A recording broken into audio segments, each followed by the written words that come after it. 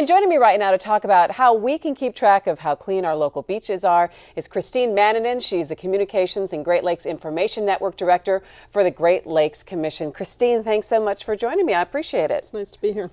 When we talk about apps, there's always an app for that. And so you have something called the My Beachcast app. Tell us about that. We do. The Great Lakes Commission and the Great Lakes States created the My Beachcast app to serve data about beaches in our Great Lakes region. So we focus on more than 1,800 beaches. And in Michigan, that includes Great Lakes beaches as well as inland beaches. So people can go on the app and find out where beaches are. So whether they're a resident that frequents our beaches or a tourist visiting the area. We also offer advisory information. So if there's a water quality warning or advisory, people will find it there.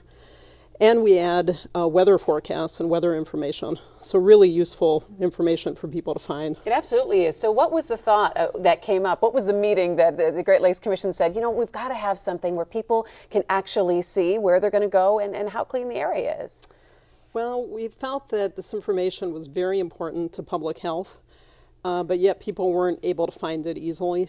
And the idea for an app came up because we wanted people to be able to find the information on the fly. If they're traveling in a car on the way to a beach, or their child wants to go to a beach and they can find out the beaches in their area.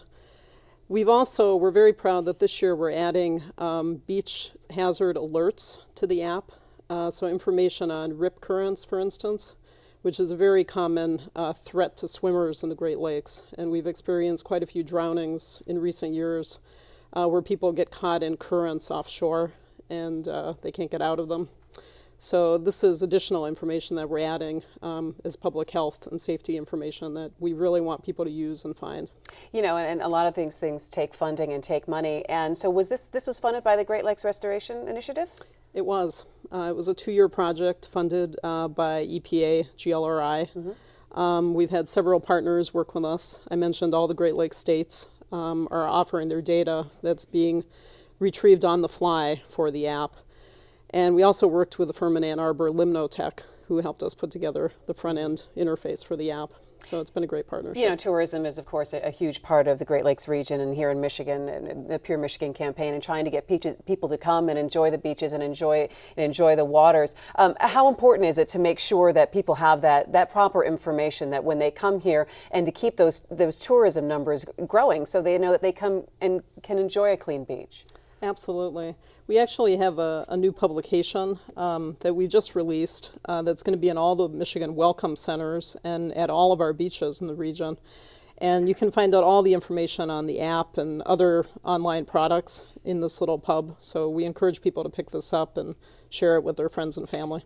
When you have a beach or a recreation area that is closed down because of E. coli issues or any number of problems, how does that impact a region and their tourism? Greatly. There's great economic impacts when there's a beach closure. Again, it's kind of a two-way street. We want to inform people to protect public health, but we don't want to inflict undue, harm to our people visiting beaches. We want to keep the beach numbers up because the region has beautiful beaches, and we want people to enjoy them, but enjoy them safely. As a communications director and trying to get the message out there about the magnificent resource that is the Great Lakes, do you find that people are starting to make more of a connection between what they do in everyday life, how it affects the lakes, and treasuring more the resource that we do have? Absolutely. Yeah, I think especially residents in this region, I think sometimes underappreciate where they live, and there's just these beautiful resources around us, and I think oftentimes you take for granted what's in your backyard. So we want to really increase even residents' use of this app and finding out about the beautiful places that they can visit and, protecting their family's health as well. Absolutely, and it definitely is an easy way that people can see where they're going to go and the health of the beach. So tell us again what we need to look for when we get online. To find the app, you go to beachcast.glyn.net. It's part of the Great Lakes Information Network. And you can download, if you have an Android phone, you can download the app itself. We are developing an iPhone app as well. Okay.